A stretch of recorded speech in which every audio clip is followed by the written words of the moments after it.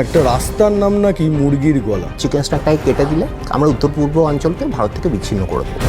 Anti Indian statement ছিল।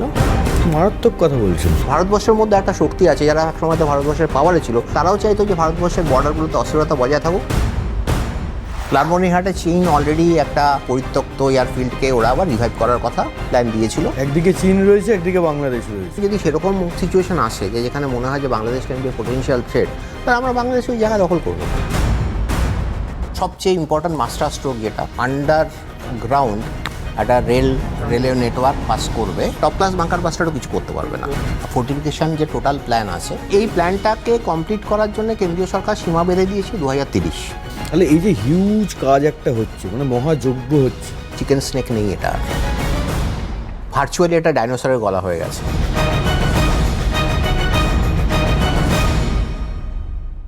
হন্ডুরাসে হাহাকার, দুর্ধর্ষ দুশ্মন, সাহারায় শিহরণ, এই নামগুলো শুনলে আজও বাঙালির মনে শিহরণ জাগে।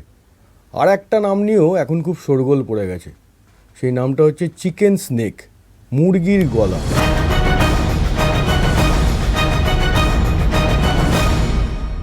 ভাবুন, একটা রাস্তার নাম নাকি মুরগির গলা। এ কেমন অদ্ভুত নাম! এরকম নাম দিলই বা কে, আর এই রাস্তার গুরুত্ব কতটা? এই গলা যদি কেটে দেওয়া হয়, এই মুরগির গলা যদি কাটা পড়ে, তাহলে সেটা আমাদের জন্য কত বড় বিপদ। এই সবই আজকে আমরা আলোচনা করব।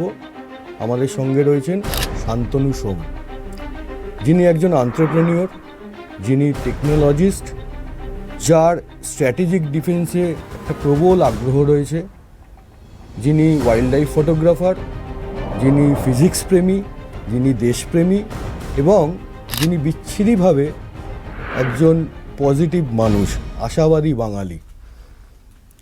প্রথমেই যেটা ভাবাচ্ছে, এই চিকেন স্নেকটা কি? এটা খায় না মাথায় দেয়? এরকম নামটা কে রাখলো? একটা রাস্তার নাম মুরগির গলা। এই চিকেন স্নেক নামটা এই একটা করিডোরের, যেটাকে আমরা শিলিগুড়ি করিডোর বলে জানি, আমাদের পশ্চিমবঙ্গের সবচেয়ে সরু যে জায়গাটা উঠে গেছে সেখানটা, তার মানে এই জায়গাটার ভৌগোলিক একটা খুব ইম্পর্টেন্স রয়েছে। আর কারণ হচ্ছে এর ডান দিকে আপনার বাংলাদেশ, চীন। আপনি যদি হিমালয়ের দিকে মুখ করে তাকান পশ্চিমবঙ্গের ম্যাপে, তাহলে ডান দিকে পড়বে প্রথমে বাংলাদেশ, তারপরে ওদিকে চীন, ঠিক আছে? তো ওপর দিকে ভুটান, বাদিকে নেপাল পড়ছে। তো পশ্চিমে নেপাল, উত্তরে ভুটান। হ্যাঁ। তো এবার এই জায়গাটা স্ট্র্যাটেজিক ইম্পর্টেন্সটা এটাই হচ্ছে যে এইখানটা দিয়ে, শিলিগুড়ির এই করিডোরটা দিয়ে আমাদের ভারতের, যাকে আমরা সেভেন সিস্টার্স বলি, আমাদের পুরো নর্থ ইস্টের সঙ্গে আমাদের কানেক্টিভিটি। আচ্ছা।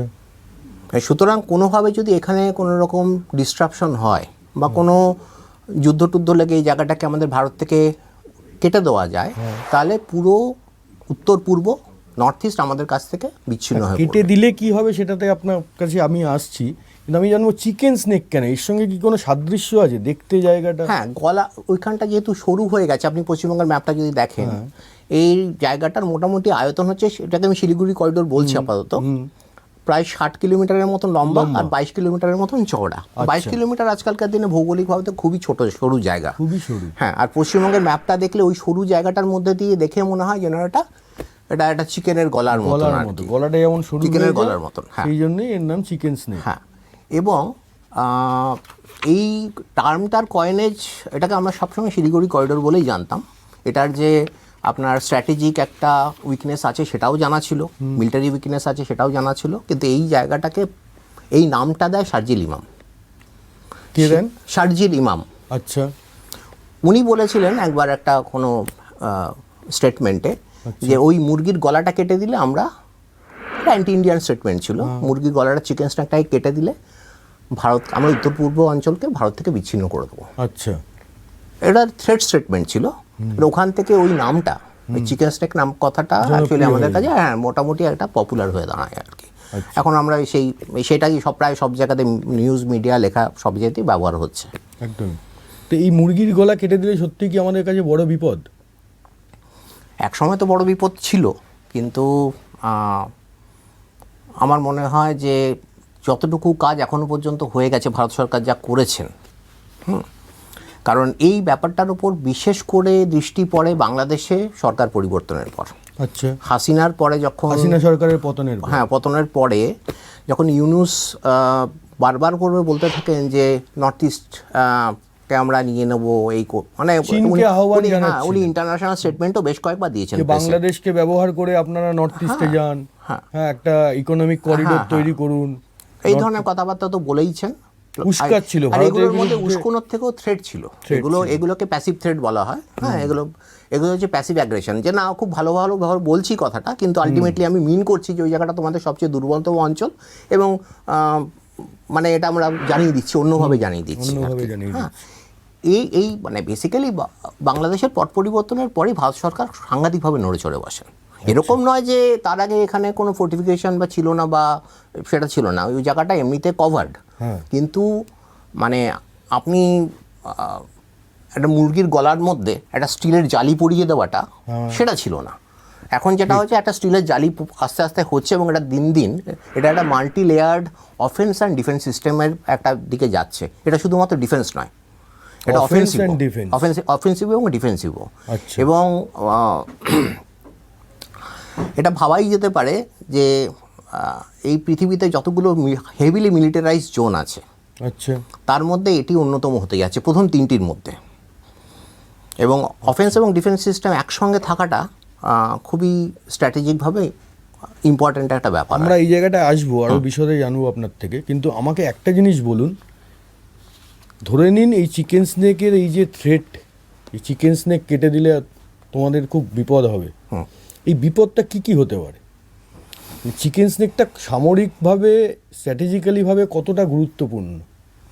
সাংঘাতিক গুরুত্বপূর্ণ। তার কারণ হচ্ছে যে আমি যেটা বলছিলাম যে আমার নর্থ ইস্টের 7খানা স্টেট রয়েছে, আমার 7 সিস্টার্স, পুরোটা আলাদা হয়ে যাবে। আর আরেকটা ব্যাপার হচ্ছে মানে ভারতের বাকি ভূখণ্ডের সঙ্গে নর্থ ইস্টের যোগাযোগের ওই একটাই জায়গা, ওই 22 কিলোমিটারের করিডোর। আচ্ছা, আপনি ম্যাপটা দেখলে, আচ্ছা, ঠিক আছে তো। এবং চীনের তো দীর্ঘদিন ধরে অরুণাচল প্রদেশকে ওরা নিজেদের রাজত্ব বলে ক্লেম করে। একদম। সুতরাং এখানে সবচেয়ে বড় থ্রেট চীন। আর চীনের আমাদের ভারতের যে প্রতিবেশী রাষ্ট্রগুলো রয়েছে, যেমন নেপাল, ভুটান, বাংলাদেশ, এরা কেউই আপনার খুব সঠাবে এদের কারোরই ক্ষমতা নেই সেটাকে আটকানোর। সুতরাং মানে আপনি যদি একটা ভার্চুয়ালভাবে আমি বলি যে চীন এসে আমাদের দোরগোড়ায় দাঁড়িয়ে রয়েছে থ্রু বাংলাদেশ অথবা নেপাল অথবা ভুটান, এটা কিন্তু খুব বলা ভুল হবে না, কারণ ওরা চাইলেই সেটা করতে পারে। হ্যাঁ, মানে এটা আটকানো যাবে না তখন আর কি। মানে ওরা যে চীনকে আটকে দেবে সেটা সম্ভব না, ওদের মধ্যে সেই মিলিটারি ক্যাপাবিলিটি নেই। আপনার এই কথার সূত্রে আমার মনে পড়ে গেল 1962 সালে চীন কিন্তু আসামের তেজপুর পর্যন্ত প্রায় ঢুকে পড়েছিল। ফলে এই অতীতকে মাথায় রেখে এই চিকেন স্নেকের কে কতটা আরও শক্তিশালী করা যায় পরিকাঠামো দিক থেকে, সামরিক দিক থেকে, সেটা তো একটা বিরাট গুরুত্বপূর্ণ একটা বিষয়। হ্যাঁ, এখানে আরেকটা জিনিস আমি অ্যাড করছি, সেটা হচ্ছে যে এই তিনটি দেশের মধ্যে বাংলাদেশের ইম্পর্টেন্স সবচেয়ে বেশি, কারণ আমাদের ওর পাশ দিয়ে সবচেয়ে লম্বা ইন্টার কান্ট্রি বর্ডার্স রয়েছে। একদম। হ্যাঁ, এবং আরেকটা জিনিস হচ্ছে যে চীন যদি আসে, চীন সবার আগে বাংলাদেশের মধ্যে দিয়েই ঢুকবে। সেই কারণে বাংলাদেশের পট পরিবর্তনের পরে এই চিন্তাটা নতুন করে আরও বড় উদ্বেগের ব্যাপার হয়ে দাঁড়িয়েছিল। একদমই। বাংলাদেশের সঙ্গে আমাদের বেশ কয়েকটা জেলার, ওখানে জলপাইগুড়ি, কোচবিহার, মালদা, উত্তর দিনাজপুর, দক্ষিণ দিনাজপুর বাংলাদেশের সঙ্গে বর্ডার। এবং যেটা তথ্য বলছে যে এই সব জেলাগুলিতে কিন্তু একটা বিরাট অংশের সীমান্তে কাঁটাতারের বেড়াটাই নেই। আমি যদি তথ্যটা তুলে ধরি, জলপাইগুড়িতে 19 কিলোমিটার কোনো ফেন্সিং নেই, কাঁটাতারের বেড়া নেই। কোচবিহারে 100 কিলোমিটার কাঁটাতারের বেড়া নেই। মালদায় 27 কিলোমিটার নেই। দক্ষিণ দিনাজপুরে অন্তত 20 থেকে 22 কিলোমিটার নেই। উত্তর দিনাজপুরের পরিস্থিতির তুলনায় ভালো, সেখানে মোটামুটি 500 মিটার মতো কাঁটাতারের বেড়া নেই। ফলে আপনি যেটা বলছিলেন, একদিকে ইউনূস তো মানে 2 বছরও ছিলেন না ক্ষমতায়, তার মধ্যেই বেশ কয়েকবার হুমকি দিয়েছে। তার মধ্যে আমাদের বর্ডারের এই পরিস্থিতি, যেটা এতদিন সরকার দিচ্ছিল না, এখানে কাঁটাতারের বেড়ার জন্য যে জমিটা দরকার, সেটা এখন এই নতুন সরকার দিয়েছে। ফলে বাংলাদেশ থেকে থ্রেটটা, ওখানে যদি আবার ভারত বিরোধী হাওয়া কোনো রকমভাবে ওঠে, জামাতরা সরকারে আসেনি ঠিকই, কিন্তু ওরা যদি আবার মাথাচাড়া দেয়, তাহলে মনে হয় চিকেন স্নেক নিয়ে আমাদের ভাবনাটা মানে উদ্বেগটা কয়েক গুণ বেড়ে যেতে পারে। চিকেন স্নেকে উদ্বেগ কিন্তু কমার কোনো কারণ নেই। বাংলাদেশে এখন যে সরকার এসছে সে ভারতবন্ধু সরকার তো নয়, ডেফিনেটলি হয়তো জামাত নয়, হ্যাঁ, কিন্তু একেবারে ভারতবন্ধু সরকার সেরকমটি নয়। আমরা বড়জোর বলতে পারি যে নিউট্রাল, কিন্তু কখন যে এরা অন্যরকম কিছু হবে বা হবে না সেটা কিন্তু কোনো গ্যারেন্টি নেই। যেটা আপনার হাসিনার সময়তে ছিল অন্তত এরকম একটা কিছু হতে পারবে না চট করে পারবে না। তাহলে এই বিএনপি সরকারের সঙ্গে এখন সম্পর্কটা কতটা জরুরি? আমাদের ভারতের বিএনপি সরকারের সঙ্গে একটা ভারসাম্যের সম্পর্ক, এইটা কতটা জরুরি? খুবই জরুরি। আমাদের ভারতের সরকার সবসময়তেই প্রতিবেশীদের সঙ্গে খুব ভালো সম্পর্ক রাখারই চেষ্টা করেছে। এবং প্রতিবেশীরা তারা কিভাবে ব্যবহার করবে সব তো পুরোটা তো আমাদের নিজেদের কন্ট্রোলে থাকে না। বেশি ভালো ব্যবহারকে অনেকে দুর্বলতা ভেবে নেয়। একদম। তো যেহেতু এই সরকার এই পুনর্নির্বাচনটা হওয়ার পেছনে আমাদের ইউনূস তো নির্বাচন করতে চাইছিলেন না, ভারতের একটা প্রেশার ছিল। বিএনপি সরকারের আপনার ভারতের প্রতি খুব যে সাংঘাতিক বৈরিতা নিয়ে ওরা এখনও রয়েছে সেরকম নয়, এটা আমার মনে হয়। কিন্তু এরকমও নয় যে হাসিনা সরকারের সময়তে যে আস্থাটা ছিল সরকারের ওপরে সেটা এখন আছে, থাকা উচিত নয়। একদম। আরেকটা জিনিস যেটা আপনি বলছিলেন যে স্ট্র্যাটেজিক ইম্পর্টেন্স কতটা, ওইখানে আমি দেখছিলাম যে বেশ কয়েকটা জাতীয় সড়ক ওখানে দিয়ে গেছে। এক হচ্ছে NH-31, যেটা শিলিগুড়িকে আসামের গুয়াহাটির সঙ্গে কানেক্ট করছে। আরেকটা হচ্ছে NH-10, যেটা শিলিগুড়িকে সিকিমের গ্যাংটকের সঙ্গে কানেক্ট করছে। এখানে রয়েছে আর্মি কর্পস 33। এরপর রেলপথ রয়েছে NJPর সঙ্গে গুয়াহাটির রেলপথ। গুয়াহাটি থেকে আমরা সড়ক পথে চলে যেতে পারি অরুণাচলের তাওয়াং, যেখান থেকে চীনের সীমান্ত মাত্র 25 কিলোমিটার। এবং সেই তাওয়াংয়ে রয়েছে আর্মি 4 কর্পস। তো এভাবেই রোড আর রেলওয়ে নেটওয়ার্কটা রয়েছে, যেটা শুধু আমাদের পরিবহন নয় বা নর্থ ইস্টের কাজে লাগে তা নয়, সাধারণ মানুষের এটা আমাদের সেনার জন্য অত্যন্ত গুরুত্বপূর্ণ। তাদের কাছে যা যা এসেনশিয়ালস পাঠাতে হয় সেটা এই পথ দিয়েই যায়। ফলে সেইখানে মাথায় রেখে এই যেটা আপনি বলছিলেন ফর্টিফাইড করে ওটাকে একটা দুর্গে পরিণত করার চেষ্টা করছে ভারত সরকার, সেইগুলো কি কি, এইগুলো যদি একটু ডিটেলসে বলেন।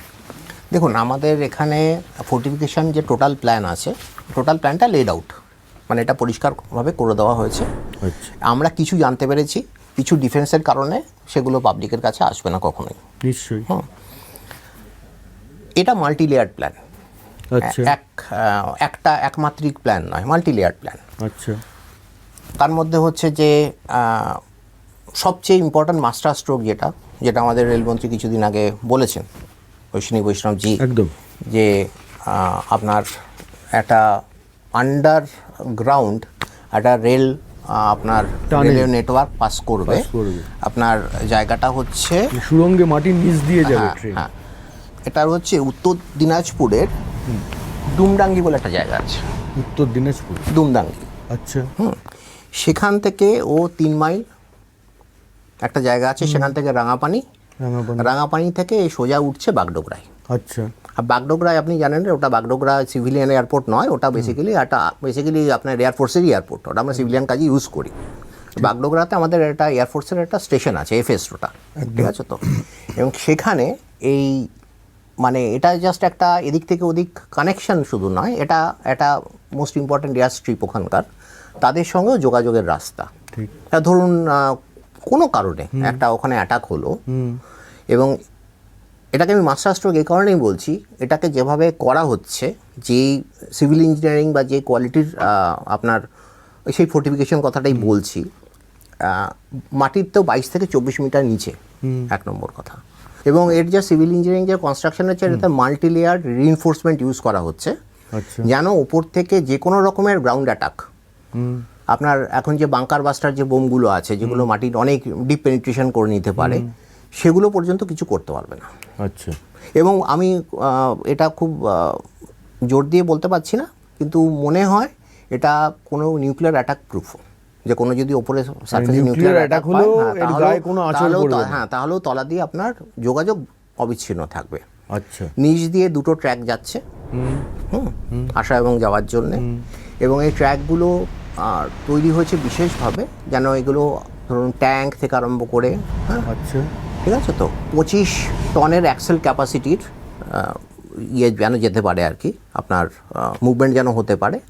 এগুলো নর্মাল ট্র্যাক নয়, এগুলো বিশেষভাবে তৈরি করা হয় যেন প্রচণ্ড হেভি লোড, ধরুন ওপর দিয়ে চার পাঁচটা ট্যাঙ্ক নিয়ে যাচ্ছে একটা ওয়াগন, সেগুলো যেন যেতে পারে, কোনো রকমের অসুবিধা না হয় আর কি।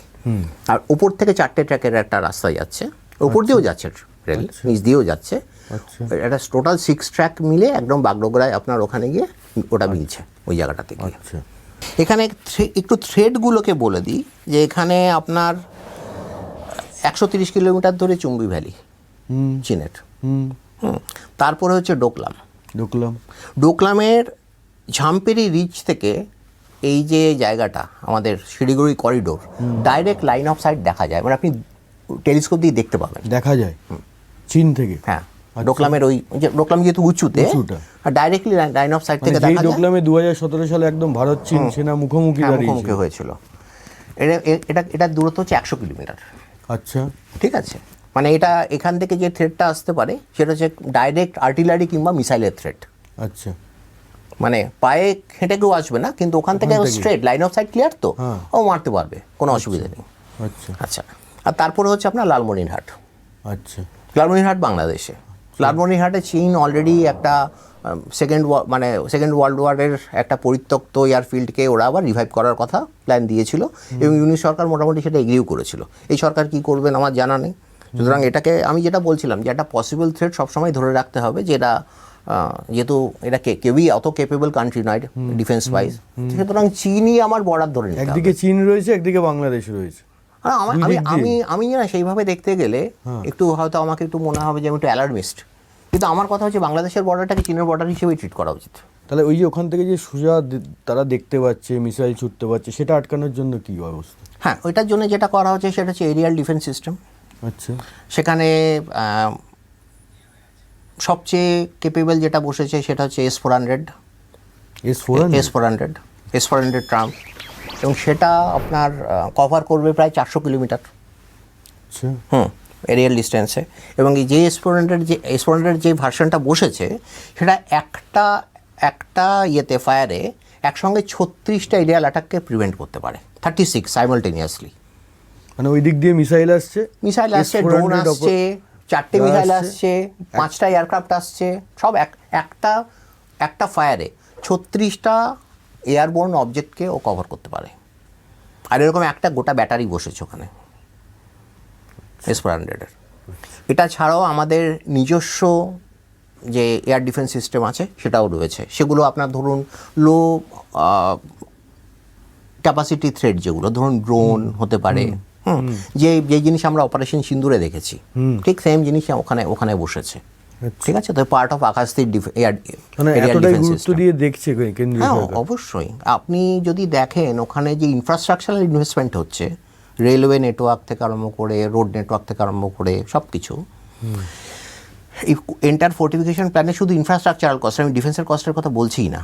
ডিফেন্সের যে গ্যারিসন, 4টে গ্যারিসন তৈরি হচ্ছে নতুন, হ্যাঁ, ওগুলোর মধ্যে আমি যাচ্ছি না। শুধু খালি পরিকাঠামো তৈরি করতে খরচা, পরিকাঠামো তৈরি করতে গেলে 1.5 লাখ কোটি টাকার উপর ইনভেস্টমেন্ট। 1.5 লক্ষ কোটি টাকা। কারণ এই যে রেল যে নেটওয়ার্কটা হচ্ছে এটাই প্রায় 75,000 কোটি টাকার।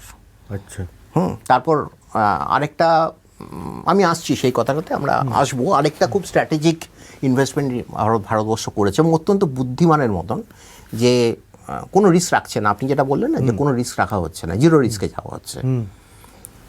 আজকে কোনো কারণে যদি আমাদের এই রেলওয়ে নেটওয়ার্ক বা চিকেন স্নেকের ধরুন গ্রাউন্ডটা দখল হয়ে যায়, ওয়ার্স্ট পসিবল, একটা ওয়ার্স্ট কেস সিনারিও, সেক্ষেত্রে আপনার ব্রহ্মপুত্র নদীর নিচ দিয়ে টানেল তৈরি করা হয়েছে। এটা কোথায়? এটা হচ্ছে ঘোরপুর থেকে নুমালিগড়। আচ্ছা, এটা আসাম থেকে আসামেরই জায়গা, মানে দুটো জায়গায় আসাম। আগে ঘোরপুর ওপরের দিকে, নুমালিগড় থেকে ঘোরপুর যেতে গেলে আপনাকে কাজিরাঙ্গা হয়ে 240 কিলোমিটার রাস্তা ঠেঙে যেতে হতো, এবং সেখানে আপনার মোটামুটি সময় লাগতো 6 ঘন্টার কাছাকাছি সড়ক পথে। এখন এই টানেলটা হওয়ার জন্যে যেটা হচ্ছে, এই টাইমটা কমে আসছে 20 মিনিটে। এটা 34 কিলোমিটারের টানেল, এবং এই টানেলটার একটা বিশেষত্ব বলি, এটাও আপনার নদীর যে সারফেস আছে সেখান থেকে 32 মিটার নিচে, মানে আমাদের এখানে যেমন গঙ্গার তলা দিয়ে লোয়েস্ট যে রিভার বেড আছে তার থেকেও 32 কিলোমিটার নিচ দিয়ে করা হচ্ছে। এটাও কিন্তু একটা অজেয় টানেল, মানে এটাকেও বোম টোম মেরে কিছু করা যাবে না, উপরে তো এতটা জল রয়েছে, গঙ্গার তলা দিয়ে তারপরেও 32 মিটার নিচ দিয়ে টানেল করা হচ্ছে। গঙ্গার তলা দিয়ে যেমন মেট্রো যাচ্ছে, ওখানে নদীর তলা দিয়ে এই টানেল।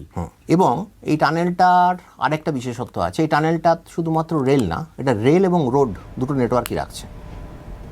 মানে এই নদীর তলায় দুটো জিনিস চলবে, ট্রেনও চলবে আবার রাস্তাও থাকবে। রাস্তাও আছে, এবং একটা 4 লেন রাস্তা। আচ্ছা, ঠিক আছে, এবার এটা হচ্ছে আমাদের মনে হয় আমাদের এশিয়ার প্রথম এবং সারা বিশ্বের দ্বিতীয় এরকম নেটওয়ার্ক, মানে আপনার আন্ডার দ্য রিভার নেটওয়ার্ক, যেখানে রেল এবং রোড একসঙ্গে রয়েছে। মানে ইঞ্জিনিয়ারিং জেম বলা যায়। ইঞ্জিনিয়ারিং জেম। এখানেও প্রচুর টাকা খরচা হচ্ছে, এখানেও প্রায় আপনার 19,000 কোটি টাকার মতন খরচা। এই কাজ কি শুরু হয়ে গেছে? কাজ শুরু হয়ে গেছে। আচ্ছা, কাজের প্ল্যানিং হয়ে গেছে, কাজের ডিপিআর হয়ে গেছে, সেগুলো এবার যা হয় ডিফারেন্ট কন্ট্রাক্টরদের হ্যান্ড ওভার করা হবে, কাজ প্ল্যানিং পুরো শুরু হয়ে গেছে। আর আরেকটা জিনিস বলি, শিলিগুড়ি কিন্তু আমাদের কাছে, আমাদের কলকাতার পরে দ্বিতীয় সবচেয়ে বড় শহর ছিল আমাদের পশ্চিমবঙ্গে। এই শিলিগুড়ির ওপর যে এখন যে নতুন করে যে রিনিউড ইম্পর্টেন্স আমি বলবো, শিলিগুড়ি চিরকাল ইম্পর্টেন্ট ছিল ফর ট্রেডিং রুট। ওখানে হ্যাঁ, শিলিগুড়ি যদি বন্ধ হয়ে যায় তাহলে গোটা ওটাই হচ্ছে ইম্পর্টেন্স। শিলিগুড়ি বন্ধ হয়ে গেলে নর্থ ইস্ট খেতে পাবে না, পুরো খাবার দাবার চাল ডাল সব যায় ওখান থেকে। হ্যাঁ, সেইভাবে এখন শিলিগুড়িকে আপনার এই যে শিলিগুড়ি করিডোরের যে ফোর্টিফিকেশনটা হচ্ছে, এটার সঙ্গে সঙ্গে না শিলিগুড়ি ইম্পর্টেন্সটা এতটাই বেড়ে যাবে, আমি শিলিগুড়িকে না আমি second capital of West Bengal বলতে আমি দ্বিধা করব না। কারণ ইনভেস্টমেন্ট আসছে, অপরচুনিটিস আসছে, আপনি বুঝতে পারছেন। আর এমনি আপনি যেটা প্রশ্ন করেছিলেন সেটার একটা উত্তর দিয়ে দিই, 4টে গ্যারিসন ওখানে 4 দিক থেকে ঘিরে লাগানো হয়েছে। ঠিক আছে, ধুবড়িতে আছে, কিষানগঞ্জে আছে, ঠিক আছে, তো ওদিকে আপনার মিজোরামে রয়েছে। এই 4টে গ্যারিসন কিন্তু নতুন গ্যারিসন, এগুলো ছিল না আগে। আমাদের 33 কর্পস ছিল, ত্রিশক্তি হেডকোয়ার্টার ছিল ওখানে। হ্যাঁ, আর ওদিকে রয়েছে আপনার তেজপুর। তেজপুরের একটা খুব ভালো স্ট্র্যাটেজিক ইম্পর্টেন্স রয়েছে। আর আপনার ওখানকার যে ফোর্টিফিকেশন প্ল্যানের মধ্যে কিন্তু শুধু S-400 ডিফেন্সের জন্য রয়েছে, S-400 কিছুটা অফেন্সিভও। আমাদের ওখানে ব্রাহ্মসের ব্যাটারি আছে, ব্রাহ্মসের ব্যাটারি আছে। আচ্ছা, ওখানে ব্রাহ্মস কিন্তু মানে আগেই বসে গেছে। আচ্ছা, এগুলো যেগুলো হচ্ছে কোথায় রাখা রয়েছে? ব্রাহ্মস দেখুন এক্সাক্ট লোকেশন আমরা কেউ জানি না, কিন্তু ব্রাহ্মস ব্যাটারি ওখানে অলরেডি। হাসিমারায় যে রাফাল রয়েছে সেটা তো আমাদের জানা। আর হাসিমারাতে ইন্ডিয়ার সেকেন্ড রাফাল বেস। এবার আপনার এদিকে আপনার ব্রাহ্মসটা হচ্ছে সারফেস টু এয়ার হবে, ঠিক আছে, তো যে এখানে যে ব্রাহ্মসটা রয়েছে। আর ওদিকে আপনার তেজপুরে যেটা রয়েছে, তেজপুরে আপনার রয়েছে সুখোই 30 MKI এর জায়গা, ওটা প্রচুর রয়েছে ওখানে। আচ্ছা, এবং আমি আপনাকে একটা ব্যক্তিগত এক্সপিরিয়েন্স শেয়ার করি। সেটা হচ্ছে বিজয় দিবস হয় কলকাতাতে বেশ কিছুদিন আগে, আমাদের ফোর্ট উইলিয়ামে বিজয় দিবস হচ্ছে। সেবার হাইলাইট ছিল যে এবার সুখোই আসছে। আচ্ছা, ঠিক আছে, তো এই বিজয় দিবসে আমি রয়েছি, আমি ছবি তুলতে গেছি ওখানে। হ্যাঁ, হচ্ছে না রকমের আর্মি ড্রিল হচ্ছে। এরকম একটা সময়তে ওখানে অ্যানাউন্স হলো যে তেজপুর থেকে সুখোই ছেড়েছে। আচ্ছা, আপনি বিশ্বাস করতে পারেন না, ঠিক 9 মিনিটের মধ্যে কলকাতায় চলে এলো। আচ্ছা, তেজপুর থেকে হ্যাঁ, আমাদের একটা অ্যানাউন্সমেন্ট হলো যে সুখোই ছোড় দিয়া ওদের সে রওনা হয়ে গিয়া। হ্যাঁ, আমরা সবাই বসে ঠসে আকাশের দিকে তাকাতে চলে এলো। মানে হ্যাঁ, একটা ম্যাক 2 প্লেন, ওখান থেকে আর কতটুকু সময় লাগবে। হ্যাঁ, হঠাৎ দেখলাম সেই গর্জন আসছে, সেই সুখোই একদম সোজা একটা ভার্টিক্যাল ক্লাইম্ব হলো, তারপর একটা সর্টি করে চলে গেল আর কি। তো আপনি বুঝতেই পারছেন, সেক্ষেত্রে তো আপনার শিলিগুড়ি করিডোর অনেক কাছে। হ্যাঁ, তেজপুরে তো সুখোইয়ের পুরো ব্যাটারি মানে পুরো বেস রয়েছে, প্লাস ওখানে আপনি জানেন বলে Sukhoi is the only plane যেটা ব্রাহ্মসকে হ্যান্ডেল করতে পারে ডাইরেক্টলি। আপনি মানে এয়ারবোর্ন, আপনি এয়ার টু সারফেস অ্যাটাক করতে পারবেন ব্রাহ্মস দিয়ে।